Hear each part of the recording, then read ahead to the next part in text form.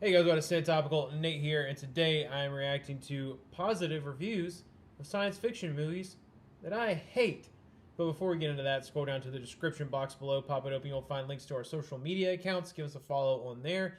You'll also find a link to our Coffee account and our Patreon account if you would like to help our channel grow in a financial way. We'd appreciate that as well.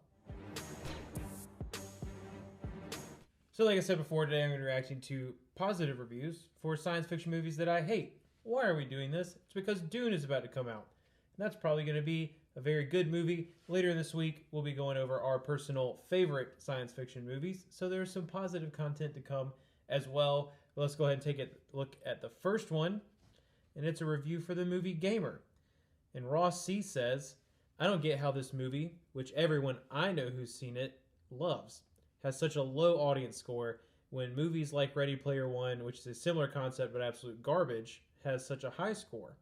Do yourself a favor and check this movie out.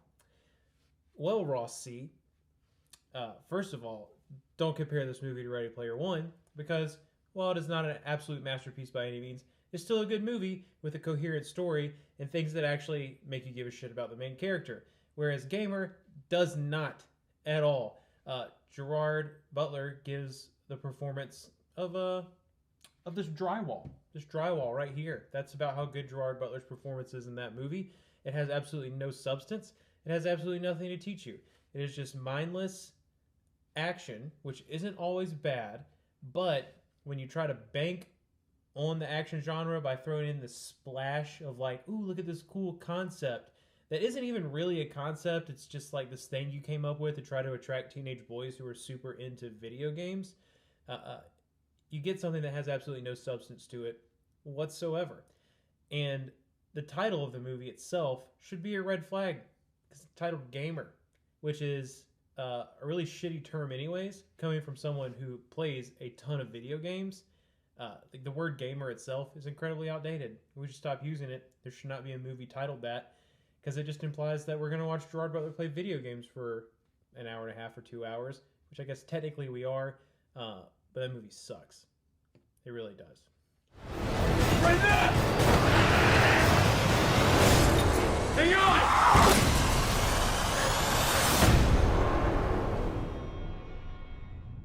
Next up, we have a sequel, already a red flag, and it's Maze Runner: The Scorch Trials. So Ryan Sirik, from The Reader of Omaha, gave it an original score of a B, flat B, and says, as a whole, The Scorch Trials is not a perfect movie, nor is it a great one, but it is very good. And most of that has to do with director Wes Ball, who wrangled derivative, cliched content into a thrilling, emotionally captivating adventure-gasm. If you take trash and you put a bow on it, it's still fucking trash. And I didn't like the books. The first one was okay. The first movie was okay. Really interesting concept. Scorch Trials is an absolute mangled mess of a film that has an incredibly tangled narrative. It's almost impossible to follow. Again, acting, pretty stiff. I don't know how many movies that this guy has seen because he is a certified critic on Rotten Tomatoes. But if this movie to you is a thrilling, emotionally captivating adventure-gasm, then you, my friend, need to watch more movies because it's not. It's flat, it's boring, it's hard to follow. And I really like super complex movies that you have to watch like 3 or 4 times to understand the concept of. So when I say something is hard to follow, it just means it's a jumbled mess of crap. And this movie is. Next up, we have Happy Death Day to You. And Lanita Cook says, this was genius. Basically, what they've done is rerouted us into the first movie. Genius is a really strong word to describe this movie. The first Happy Death Day was really fun. You taking the Groundhog Day concept, giving a horror twist on it with like a younger, fresh character. that's a lot more easy to relate to for most audiences as well as adults, because adults love people who are younger than them and generally try to mimic the younger generation unsuccessfully for the most part. The second one, they're like, hey, all the magic of the first movie, let's explain it.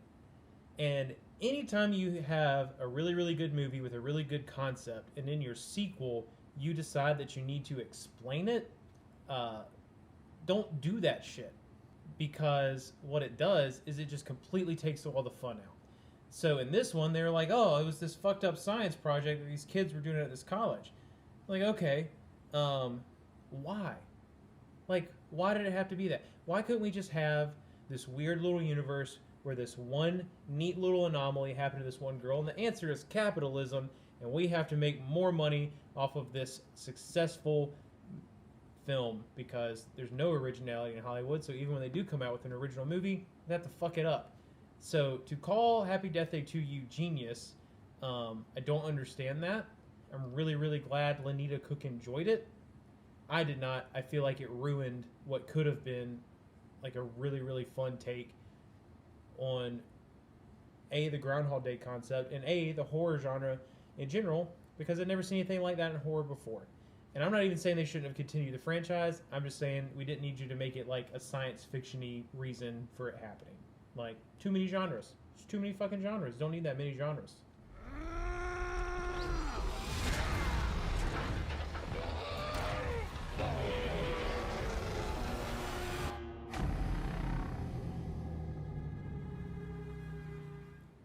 Next up, we have Transformers 4, Age of Extinction.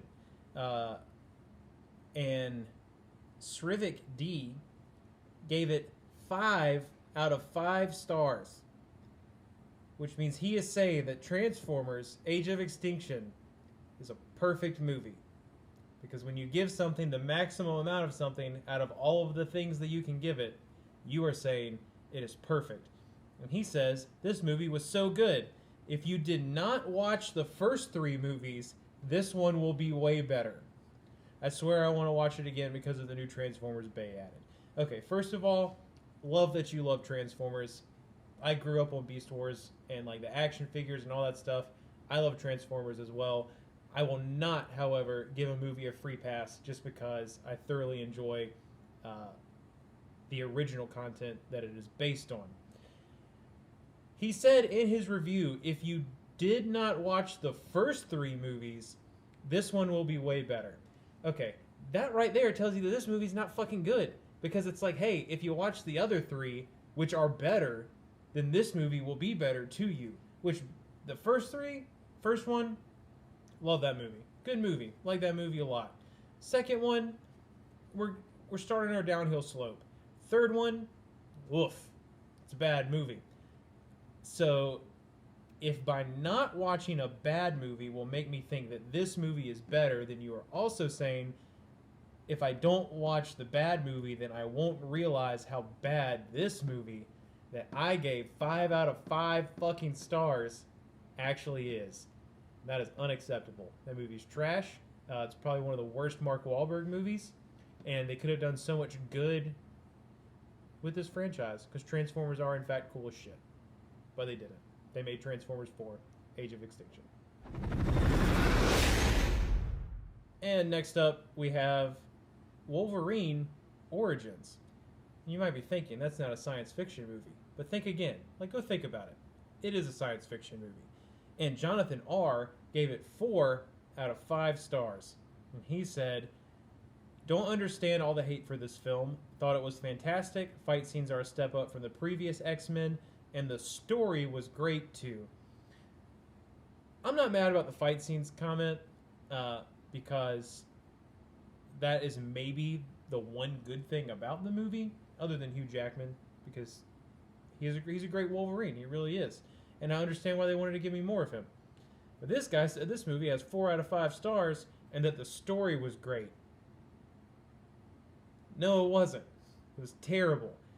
And I don't know a single person who's a legitimate X-Men fan, because like I would not even consider myself that, compared to like some of the people that I know that are really into comic books and even specifically these superheroes. I don't know anybody who would say that. Like, we don't even need to get started on fucking Deadpool. Because that was god-awful. It was terrible. But it's also part of the story. Which makes the story not great. It doesn't make any sense. The script for this, fucking terrible. Gambit, one of the coolest X-Men characters in the X-Men universe.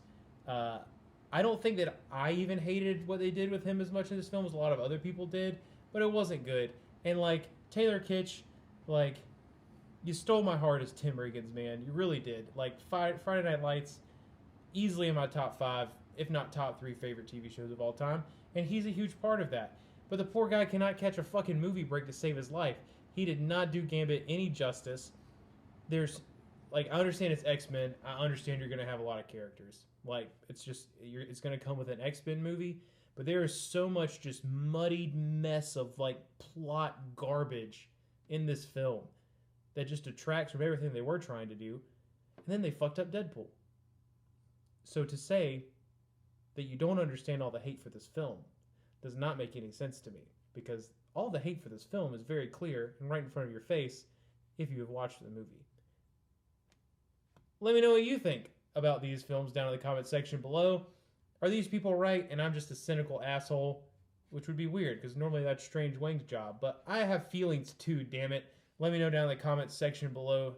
Scroll back up, hit the like button, and subscribe.